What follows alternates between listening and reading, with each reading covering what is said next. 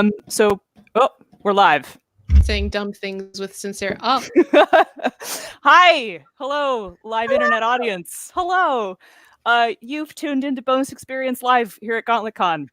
For those of you who do not know us, we are two queer women speaking with authority about games. Our podcast is a deeper look at the play experience and the finer details of running and writing games. we're gonna fuck this up in real time. Uh-huh. For people who paid to be here. Yeah, I don't know if any of them actually paid to be here, but we are gonna fuck this up in real time. Yeah. All right. Also, we swear. Yeah, I'm mad about it. Kat, please feel free to swear. Here's our overwhelmed guest. Well, Yeah. shit. Okay. Please introduce yourself. Yeah. Oh, okay. I'll just start. Huh? Okay. Hi, I'm Captain Ramen. I'm a designer. I'm also queer. I live in New York City. I successfully kickstarted a game about the Paris Commune called Carnations on a Black Grave. So got to play for the first time today a game I wrote about queer culture in the 90s, which was cool and not at all traumatic. It was. If River's watching, it wasn't traumatic. It was great. Hey, what's the name of that game? It's called Midnight at the Oasis. Oh my gosh. You can get it in. Pen is dead. You can get it in Codex Glamour, which I believe you can now buy on drive-thru. Excellent. You do know that this is being recorded, and you could just write that down later. Yeah. When the pen stopped working, I was like, oh, what the fuck am I doing? Okay. So I guess we're three queer women speaking with authority about games.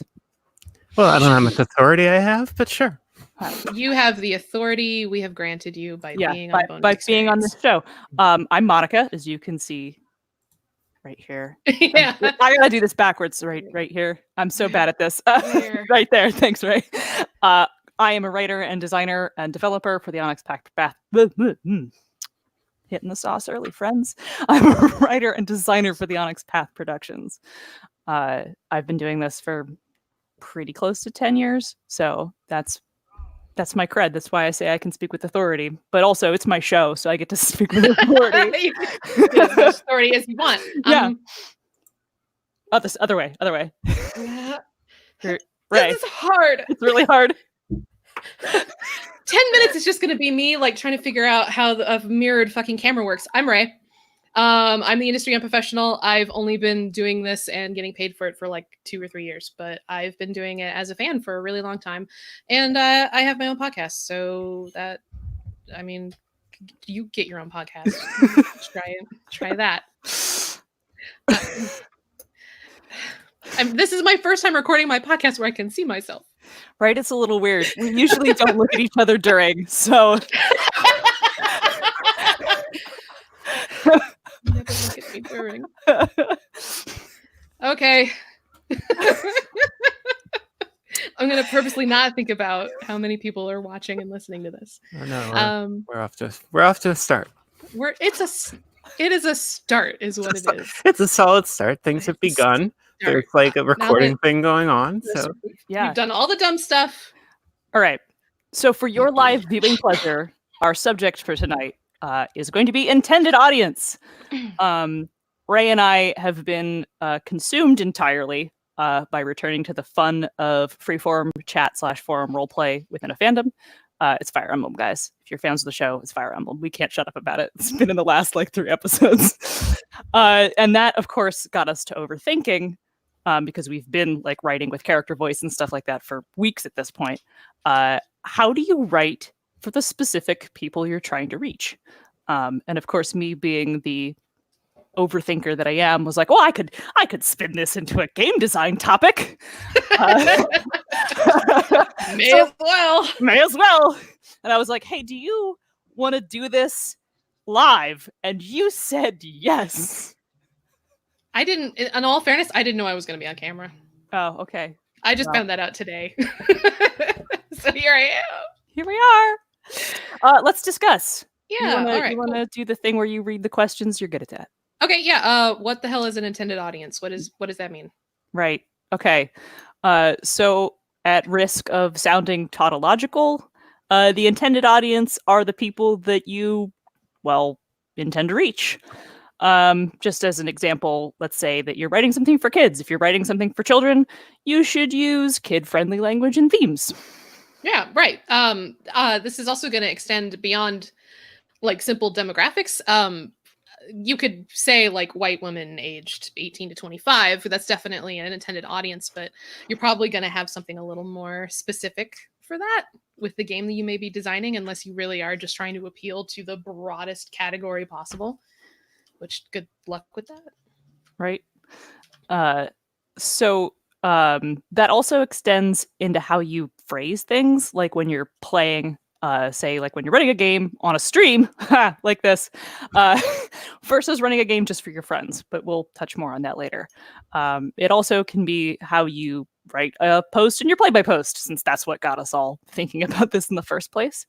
And whether that text is you as person facilitator, GM, or you as player. Or hell, even when you're speaking as the game facilitator or the player. When you're in those roles, think about, like, do you use I statements? Do you use you statements? Like, if you're the GM, do you address the player directly? Or do you address the character directly? That sort of thing. Like, that kind of word choice is also your intended audience. And I think we should tag our guest in to see if they have any thoughts on this too. Yeah, that's kind of an interesting question, because like when I was working on Red Carnations, my joke was I thought maybe there were 100 people in the whole world that were interested in playing doomed French proto-communists. Fortunately, I was wrong. Yeah, I was off by about 5, factor of 5. There were not 105 people. I mean, I would have been happy with 105 people. So I was happy with 5. I found 5 people who wanted to play, and I was like, okay, this is great. We can play. Yeah, we got a concept. All right, 5. That's a whole table. Yeah, like the writing for Carnations wasn't super pointed in like any kind of point of view. It's very mechanistic, because I want the game to kind of just kind of come out of whatever people are doing. So it was much more important to have things like the history be reasonably dry, except for the, I hope to cultivate a small sense of outrage that possibly up to 30,000 people were killed by their own army. But in terms of like other, like one game, since we talked about it, since I talked about Midnight at the Oasis, I wrote a thing in there that is a glossary phrase book of cross-dressing, because I'm assuming that many of the people who play this game will have not done that. And that I wrote in a kind of interesting way. So a lot of it really is just phrase book. Like here's a word, and it's only defined by a phrase using it. And I hoped that would sort of get people not only to intuitively grasp what it is, but also try and use it in conversation. Because if I just gave you a bunch of terms and gloss them, that's okay. But that's not what I was hoping that people would do with it. Okay. I don't know if that's on topic at all. No, that's totally on topic. Absolutely. Okay, I was good. just thinking about that. I mean, that must mean that you understood that your intended audience for Midnight at the Oasis might include the Venn diagram of people who have cross-dressed in the 90s, but probably not. So probably you not, no. Like provided them the tools for getting into the themes of the game, which, I mean, that sounds like narrowing down your intended audience right there. Which I think maybe that leads us into like our next point on this is, why is it important to try to understand who your intended audience is? Basically, you don't want to write something that isn't going to land, or if you're trying to convey, like Kat just said, an experience that other people may not have, you don't want that person who's trying to share that experience to be totally lost. To use that kids example again, like if you intend to write something for elementary school kids and you include college level math, well, you've missed the mark. Right. Or if you try to make it a game that includes like Game of Thrones level political intrigue, a kid's not gonna either won't understand it or won't give a shit. So miss the mark. But then there's the running for one more time. Hi. I'm on camera. It's weird. Okay. I keep seeing myself, and it's not what I want to see. When I tapped away to look at the outline, I don't see myself anymore. So I'll just put my outline right in front of my. It's like I don't exist. Great. This can also be beyond just like the design, but also the running. Like, are you running games for people you know really well versus people that you don't know at all? Which Monica has a salient point to make, according to my outline here. Yeah, I do. It's actually very important when you're running games for an audience, like on a stream, versus running for 6 of your best friends. When you are streaming, you're basically performing. That there is a live audience, this is a performance. And we can even cite really popular things like the Adventure Zone or Critical Role, which are performances. Mhm. The stakes are different. And when you are performing playing a game, you need to consider how strangers perceive what you're doing. And I would say that's from how you organize like the gameplay. Like maybe you even script parts of gameplay, which you wouldn't do if you were playing with your 6 best friends in your living room, because nobody is receiving that except you. Like parts of gameplay may be scripted. There may be editing, post editing that like changes that to be a performance. You may be significantly more mindful of the things you say because of an audience. Like you should always be mindful of the things you say, but especially if you are performing for an audience, you should be mindful of the things you say.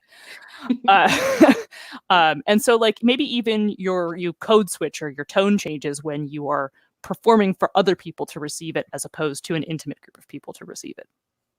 And even beyond like the performance aspects, if you're one of the people who've had the opportunity to like run for friends versus running for strangers at a convention, you probably like in your con listing had to explain, I prefer players with this level of experience for this game, or I prefer players who are this age, or this is going to be the content rating, which right there is you understood what your intended audience would be for this game, and you're trying to like telegraph it to make sure you don't get people who would be like basically like inappropriate, I guess, for your game. You can also write a con listing that is so esoteric that you will self-select people, like Mm-hmm. doomed French proto-communist, or Yes. what I'm hoping to do at a con soon to run Good Society, except it's based on War and Peace instead of Jane Austen. Oh, I've done this. I've done this multiple times oh my now. God. It's really good. It's really good, but I I figure that will terrify anybody that doesn't want to have to deal with Russian naming conventions, and just go from there and work You'll get winnow like the things down. exact two people that are like, fuck yes. That was me with the last convention that I went to. Was the first time I ran convention games, and for the listings I went all out with basically writing like a short story in the listing, because one of them was going to be like heavily based on Cowboy Bebop, so I wrote basically like this little script that was basically a mini Cowboy Bebop like scene in the listing, and then I only got people who were like, oh yeah, I saw it was like gonna be like, it looked like it might be like Cowboy Bebop or something. I was like, yes, you good, I found you. that was for Scum and Villainy, and that was really fun. That would be a good thing to hack for that. Yeah, it was excellent. Where did my outline go? I don't know. What happened? I see myself. Hide me. Just minimize StreamYard. Oh yeah, huh? Just minimize StreamYard. I'm baby. I don't understand. Okay. So let's talk about how to figure out who your intended audience is, even if it's not something that you're consciously aware of what you're doing. Okay. For me, I have like a little bit of experience with this outside of gaming and game design as a fiction writer and as a novelist. You kind of have to understand at the very least what your genre is. So one of the exercises that I like to do basically is to, and I'll try to like translate this into gaming as opposed to writing. You picture exactly the person who would love your game. You picture this person who gets excited about your tweets, the person who's going to be the first to back your Kickstarter or pick one of the high-end tiers, like the ones that you never expect anyone's going to take. The person who's going to be begging their friends to play this game. You want to have this person in your head and try to think of, what are they like? Who are they? If you can sum this person up with like broad categories, like this is a teenage girl who really likes slice of life anime and spends hours on Tumblr, then you can kind of start to conceive of what your intended audience is, and probably just like stringing those descriptors together, you could probably even picture what that game would be like if it was a game that I was making specifically for, I'm going to call her Suzette. You're making that game for her. But you should also keep in mind that while you don't want to get, maybe you don't want to get too specific, although maybe you do want to get really specific, because you may think only 5 people are going to play your Paris communist game, but 500 something people actually really want to get it. Too broad is actually an issue, because you can't have everyone as your intended audience. You need to have some realistic expectations. If at the very least, if you're designing a tabletop role-playing game, your intended audience is going to fall under that Venn diagram of people who play tabletop role-playing games, unless for some reason you're like specifically trying to court new people to the hobby. Man, that's good. I don't have a whole lot to add to that. So tag in the guest. You can take my place in being the person who says a whole lot. Oh, okay. Following Ray up if you want. I see how this works. This is like an incubicle vacation for you here. Man. Yeah, go tag. You're it. Hey, actually, The part of Monica will be played by Kat.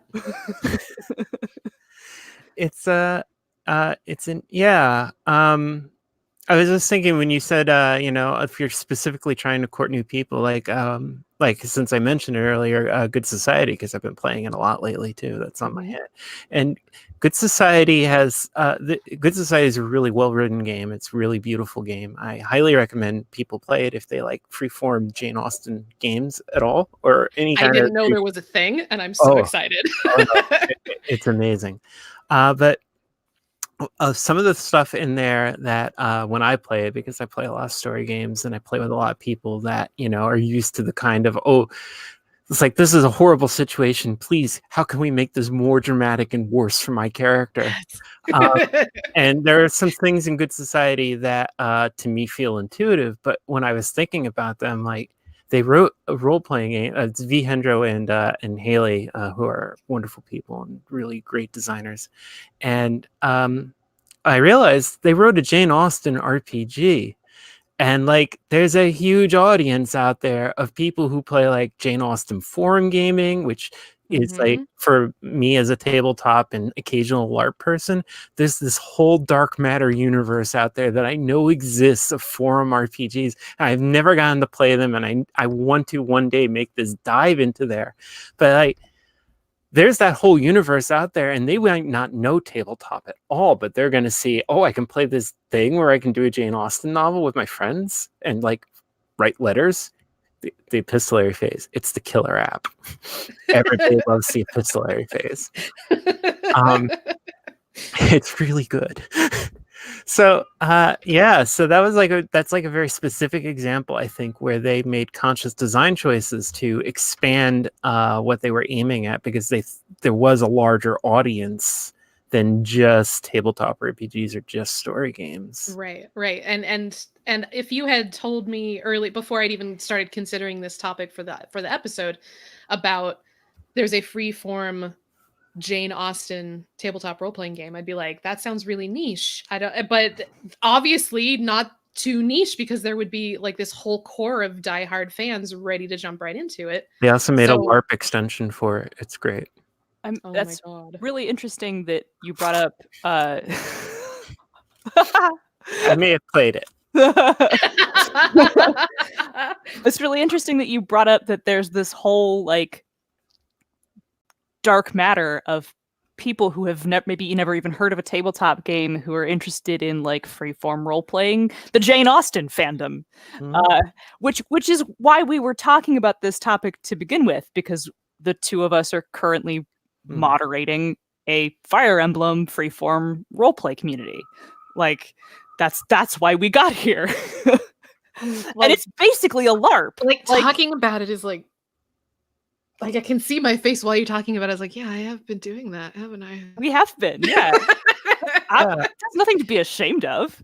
Yeah, and it's basically been like running a LARP, and that's why I was thinking about intended audience. like and who you're trying to reach with these sorts of things. I've Sorry, been Kat, what were you intrigued saying? by that kind of forum play, even though I haven't really done it, because a lot of times as a designer or as a player, I'm kind of interested in the place where LARP and tabletop sort of intersect. So because like I like LARPing is great, but LARPing ends up, I don't want to say solipsistic, but because you tend to be locked into your viewpoint as your own character and you're within the confines of whatever this shared imaginative space, there's not always a lot of room for doing things like, okay, now we're just going to set this next scene, on the deck of the spaceship.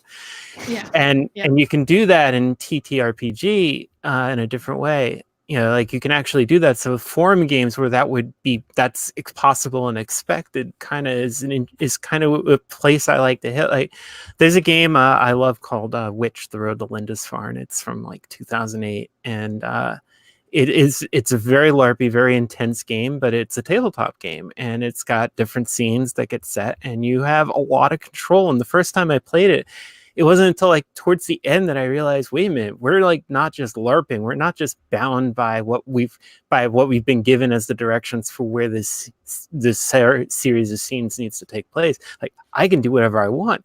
I can just say, and it's cloudy and there's a windstorm tonight, and there's two guards with torches standing in front of the cage with the witch inside it, and that can just happen. And you can't do that as easily in LARP, though. There's going to be a million Nordic people that are going to show up and say, "Oh, yes, you can," and I'll go, "Yes, you're right, you can." But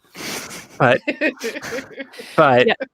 This has been an utterly fascinating experience for me, at least, as a person who very much like you was interested in that intersection of design and that like place where, yeah, I can just decide, because we're playing in a fandom, so we're playing established characters and all that, where I just can decide that the character that I'm playing will now have a relationship with someone who in the text of the canon does not ever speak to, and then like what happens when that like relationship becomes successful and is positive as opposed to negative, or like how does that change the story?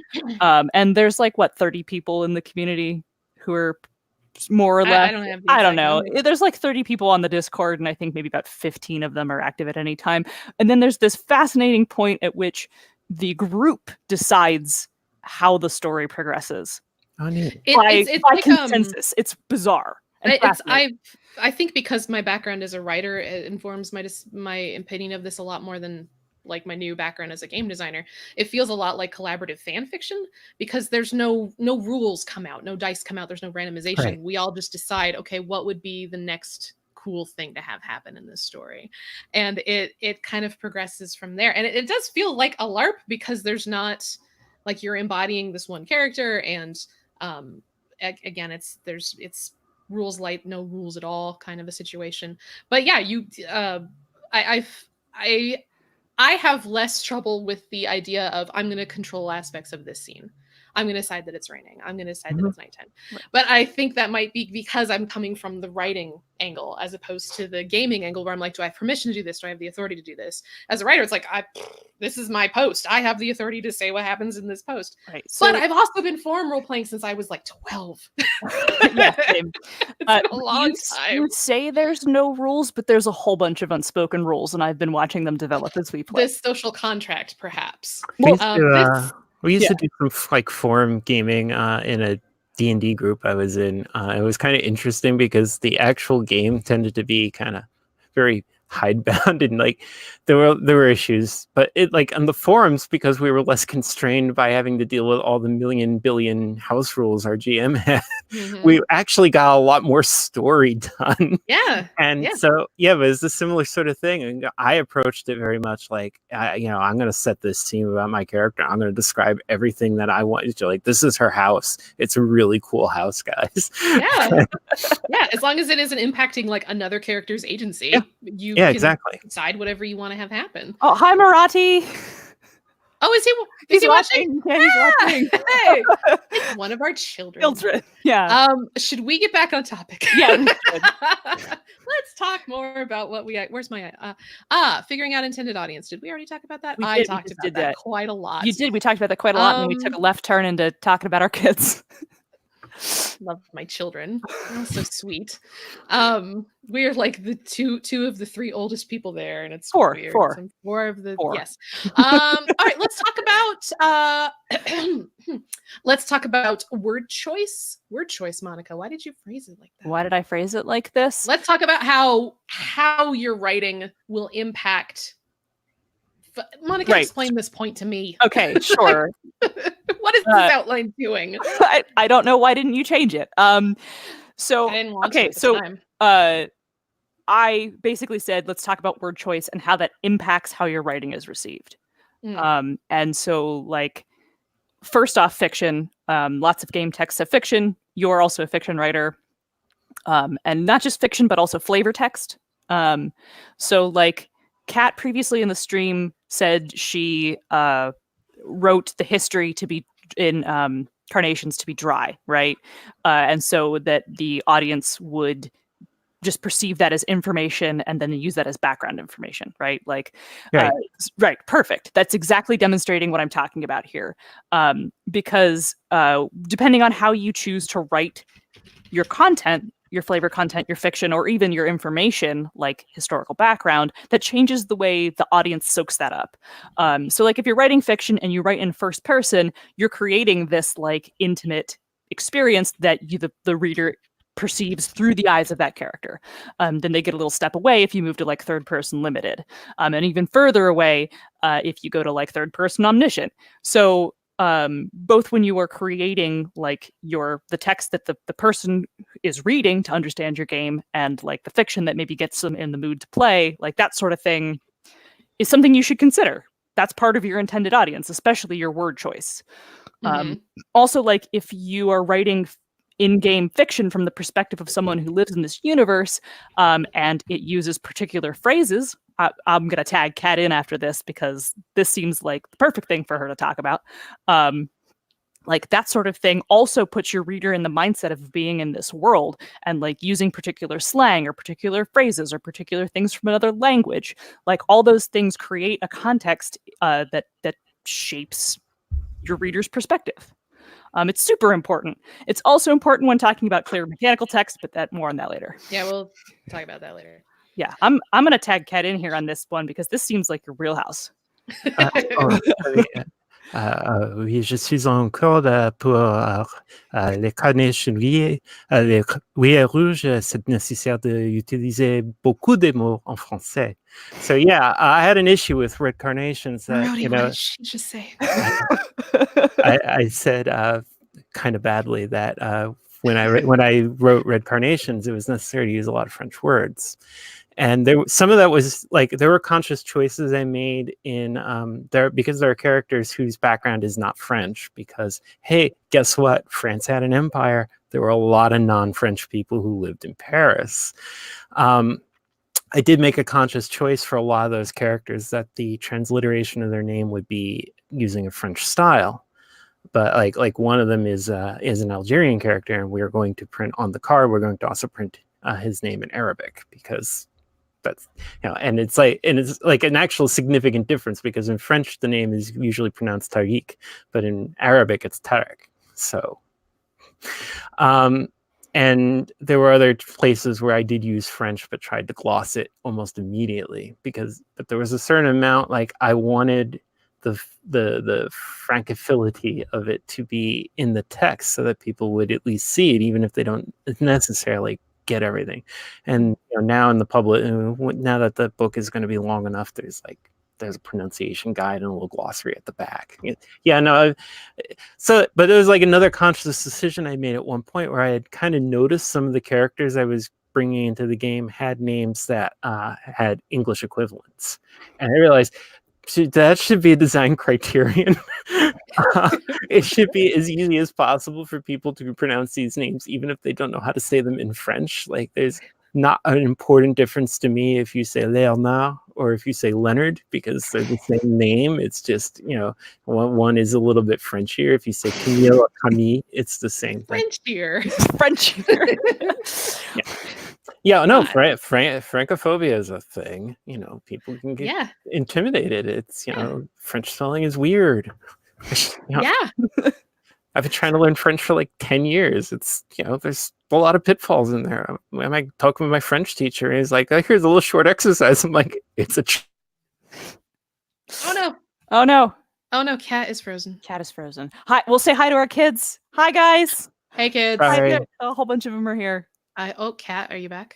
Yeah, no. Yeah. It's this thing lately. On the half hour, my whatever feed I'm in just gets... that was exactly 7:30. Are you cursed? I don't know. I probably have some service or another running on my work Which computer. cursed you? Yeah. Well, yeah. okay. Well, Red, you want to talk about voice? things. Voice is so important. What did I have to say about voice? Voice. Okay. I could go on a tear about voice in your writing. It's really important to learn, and it's so hard to be taught because you kind of have to have like an ear for it. A voice is going to be one of the best ways you can frame the setting and the themes of your work. If you want, I guess, just a really good hands-on example, the first thing that comes to mind for me is the original Apocalypse World supplement, because it's like the pinnacle of the art form. It's like from page 1, you know exactly who they are talking to and what the setting is and what the themes is. It fucking drips with just apocalypse. But voice is going to put your reader and your audience in the exact right frame of mind within sentences, if you can get it right. And getting it right, like I said, it's going to require absorbing a lot of the source that you're trying to emulate, to the point of like reading a bunch of primary sources from the like period or genre that you're trying to emulate, reading a bunch of dialogue transcripts of the character you're trying to role play, things like that, trying to get the cadence and the vocabulary right. It's where'd my outline go? Damn it, this is hard. Sorry, you're having trouble with it. Voice is both the easiest and the hardest way to get your word choice pulling double duty. But I really recommend practicing at it, like trying to like write as though you are a different person or in a different era or other things along those lines. Cool. Was that good? That was good. That was good. But that means you get to tag yourself in for the next question. Damn it. You have the first answer, so I'll read it. Never mind. Oh, okay, yeah. All right. Okay, so what does that mean for your game setting? And how do you make sure that the setting fits your intended audience? This comes down to framing and voice again, and it comes down to your themes. You could theoretically take like the Westeros setting from Game of Thrones and like to cob parts of that into a game for young adults by modifying the framing and the framing devices and the voice. Because when you get down to it, Game of Thrones is about power imbalances and consequences and violence and intrigue, and these aren't out of place in like a messy teen drama game. The problem is that there's a lot of nasty, upsetting shit in there that you would have to remove, that you would have to tone down because it doesn't fit an intended audience of teenagers. Am I suggesting a Westeros high school RPG? Maybe. There's probably a better way to do that, but that's where my mind went on that outline. Beyond the concrete stuff, like actual physical, like, you know, dragons, but no violent genocide. You want to match the complexity of your narrative and your flavor text to the average complexity of your audience. Like, again, if you're writing for children or teens, you don't want to use like really complex sentences and giant like thesaurus words.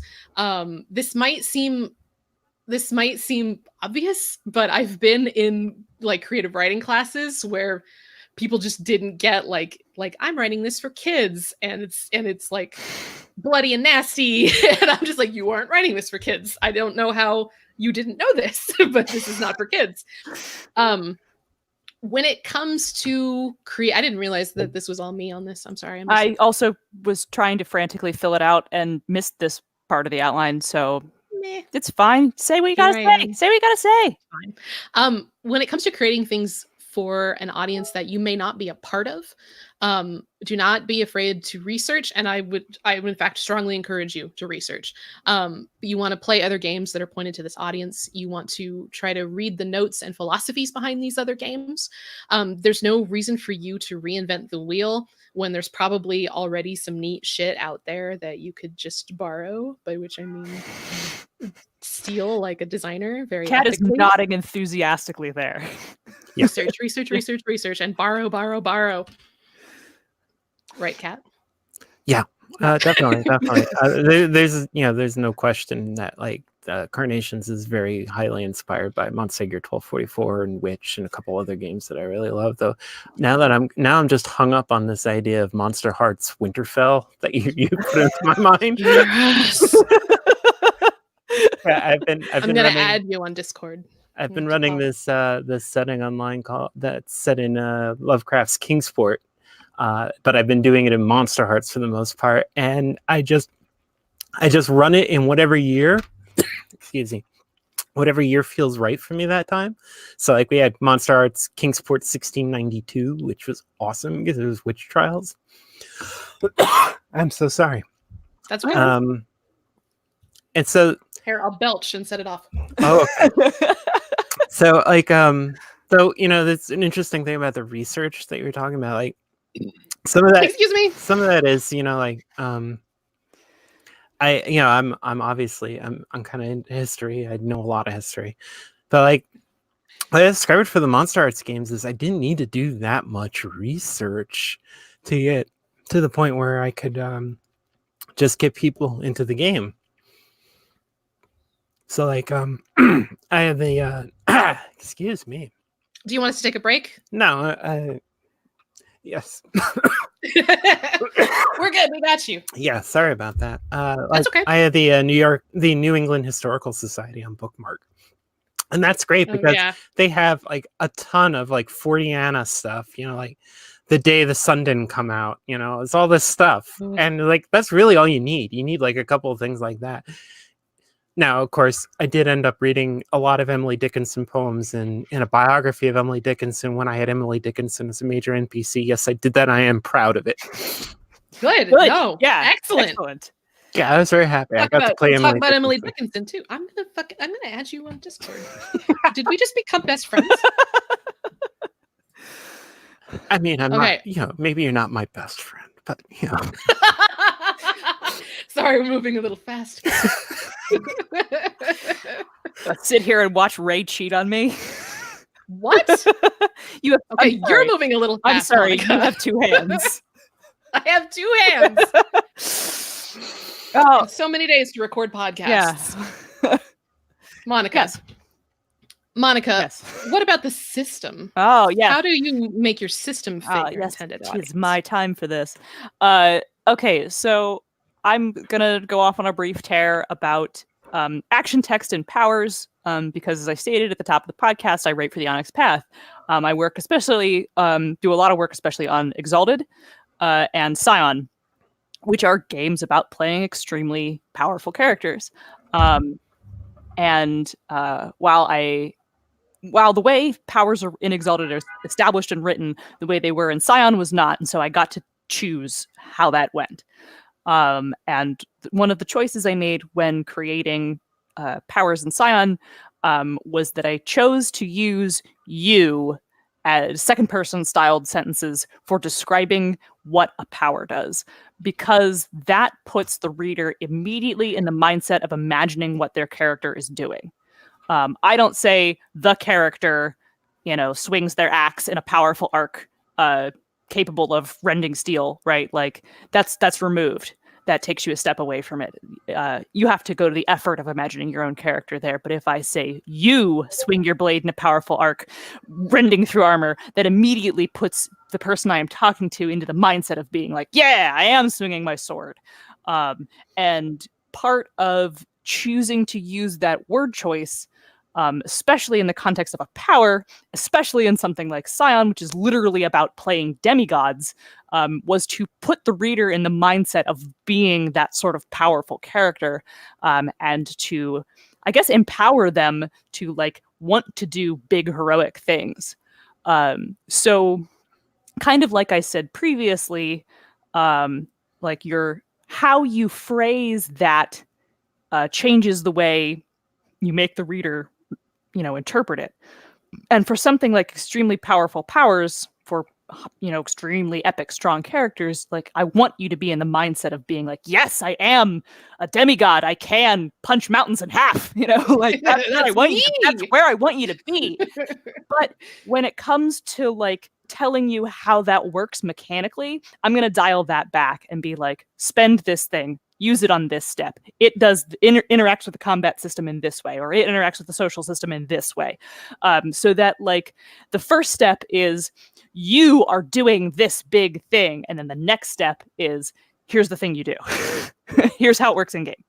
And so when I write them, it's this thing up front. Cool. I'm in the mindset of it's going to be this cool thing, and then here is the text that tells you how that works.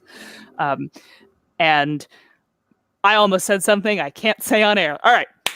Oh, that NDA alarm. That NDA alarm went off. I actually want to know what your thoughts are then on like Fate and Fate Accelerated, because the stunts are specifically phrased from first person. I mean, that's their choice that they made. That's fine. Like, I mean, what do you think why do you think they would make why that do they choice? think that they would choose I instead of you?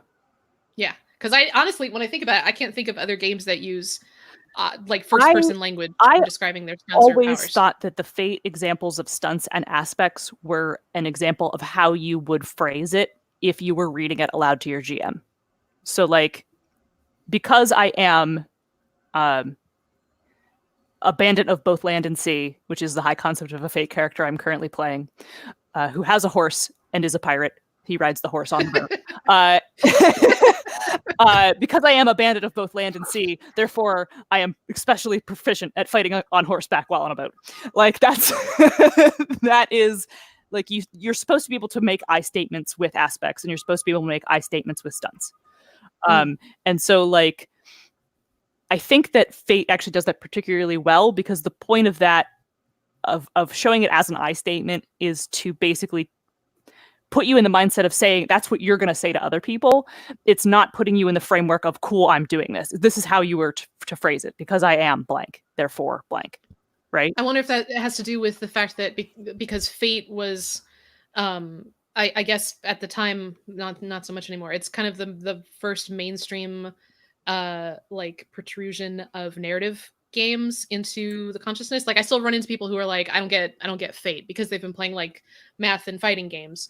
I wonder if that isn't something to like a trick to try to get the audience to feel like they have agency. Like maybe you have a narrative agency in this game. It's not you do this thing because the rulebook said so. It's because I am this way, I get to do this. Like it, like a narrative permission kind of a thing. I just saw that Marathi said he's played Scion. First or second edition, buddy? What? I'm behind a lot of the stuff for second edition, not for first edition. Where is he talking to us? In the live comments on the stream. What? Oh! Oh my god! How long have people been in there? Oh my god. I wasn't getting notifications. Hey, guys. Hey. Kat, do you have a thought on like why Fate would use I statements or phrasing things like that? It's funny. I actually have the last Fate character I played. It was open in my PDF reader, and it was for the Fate of Cthulhu playtest. And I noticed that I tended to use third person in describing everything, but like 2 of my stunts have I in the title, including my favorite stunt of all time. I have a railgun. Ho ho ho.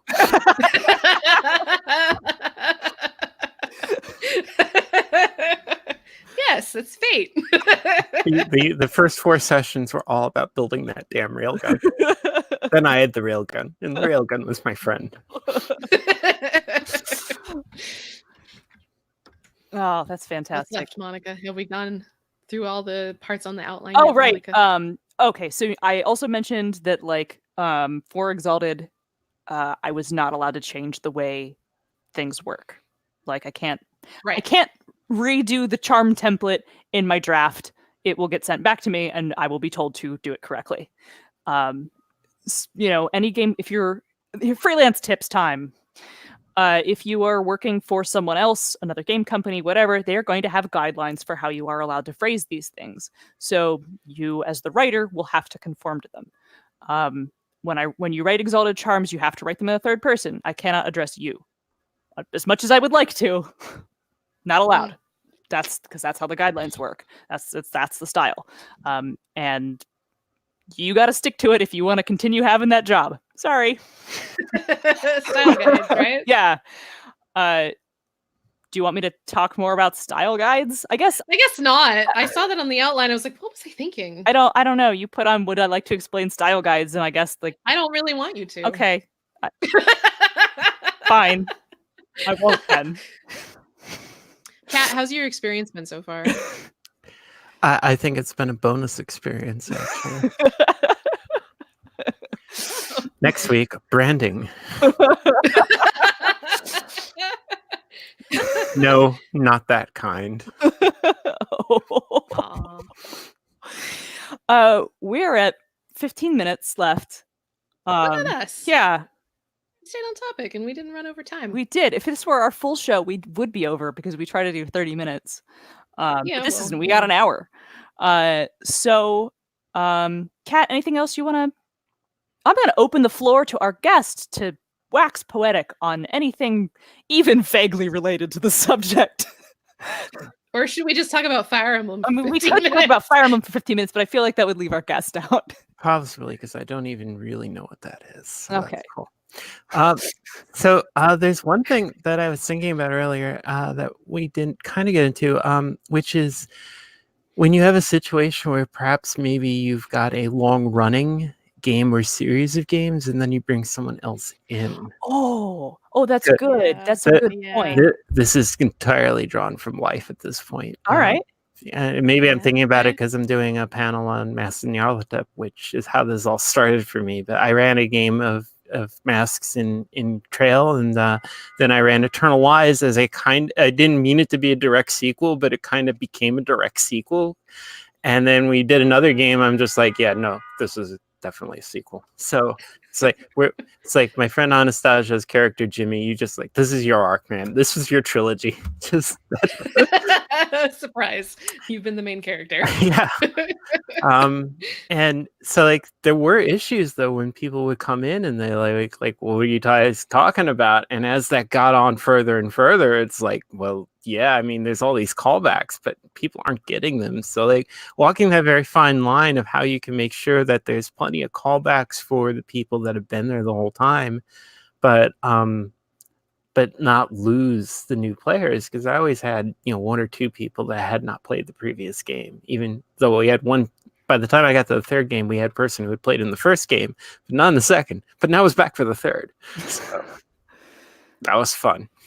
Oh man, yeah. I've never had that experience before. Yeah, I've got this insane legendarium now. It's like all these different characters are in it, and it's like including, like characters from outside, the mainstream. Is like, because I like Mina Murray. I've got Mina Murray in it because Mina Murray is awesome and also possibly immortal, and which meant like all of Dracula was now in canon in my game. So like, yes. I had all the Dracula characters. I had a bunch of the different Dracula characters do walk-ons every now and then. Or cameos. I mean, I was like, I was already in Lovecraft's world, right? So, I mean, I don't have to go full on League of Extraordinary Gentlemen because we'd end up in some bad places. I don't know. Given your taste so far, they sound like they might go some pretty good places. Yeah, let's just say I mostly like the first two series in League of Extraordinary Gentlemen. We'll just leave it at that. Yeah, even though when you go back and reread them, you're like, okay, wow, this is a little rapey, Alan. This is kind of a little rapey. A touch. Just a touch. Dash. Just a dash. It's too much. No, like my major criticism. Alan is a lot of his work. Let's be real.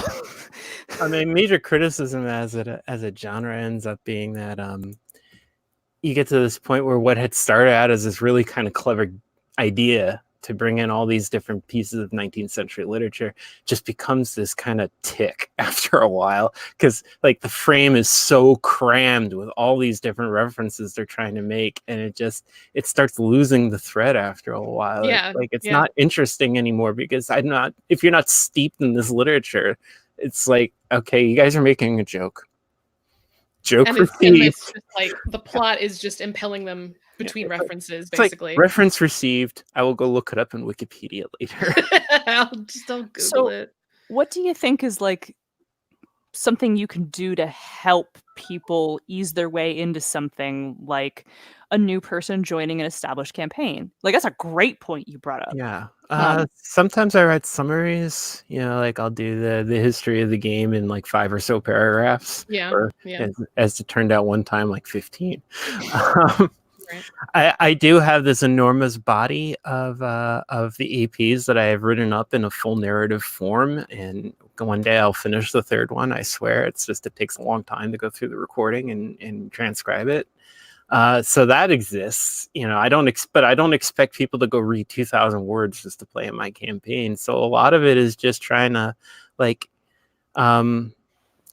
just try and make sure that when you introduce things, there's some hook you can hang for the new people to be involved. And also, I think, try and make sure that there's consciously new story elements coming in for the new people. I think is the best way I can do it. But like, sometimes you just want to do that callback, and it's a really important callback, and not everybody's going to get it. And you just have to maybe like 70% new stuff, 30% callback. I don't know if there's a percentage. I think it depends on how much you can build. Like if the callbacks actually end up building into the plot of the new story, then organically they can be discovered by the players, and like and not all the time do I have people playing the same character. One player did play basically the same character through all 3, but a lot of other people didn't, or they like played their oh no, that's the new game coming. They're going to play their kids, which is kind of awesome in a bunch of different ways. Yeah. Generational games are neat. Yeah, I really have started to like generational games, and that's been a thing that's happened in Kingsport, is that somebody will make up a family name in one game, and then like 2 games later, somebody else will just like, oh, that's a cool name, I'm going to use that. So like, now we've got this whole tragic history of the Pembleton Deep One family. Oh, the poor Deep Ones of Kingsport. They're not Lovecraft's Deep Ones.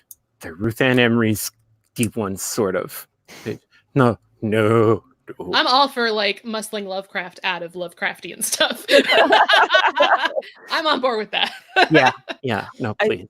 I think if you bring in new people to an established game, especially something that's long running or has a lot of lore that the group has created together, I think you have to be open to whoever you add to the group also putting their thumbprint on that lore and 100%. their input and their interpretation of the world that you've created up until now.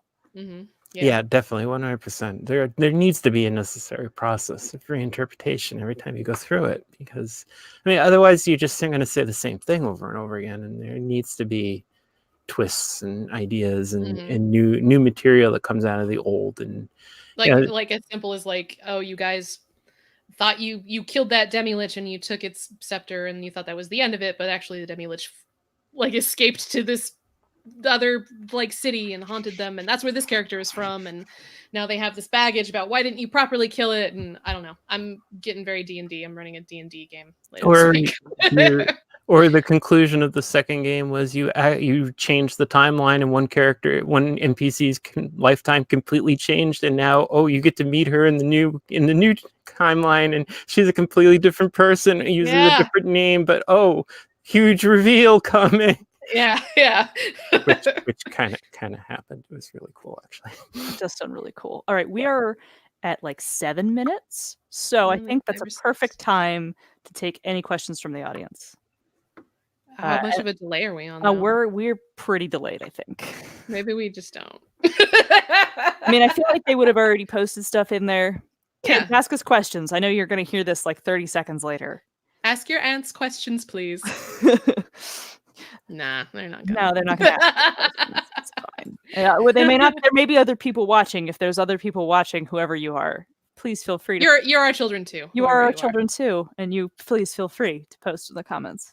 In the meantime, like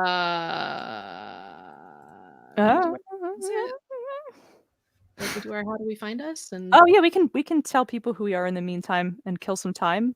Where can they find you on the internet? I'm trying to think. Putting my hand. I am at Ray_Cole on Twitter. If you wanted to talk directly to me, that's where I am.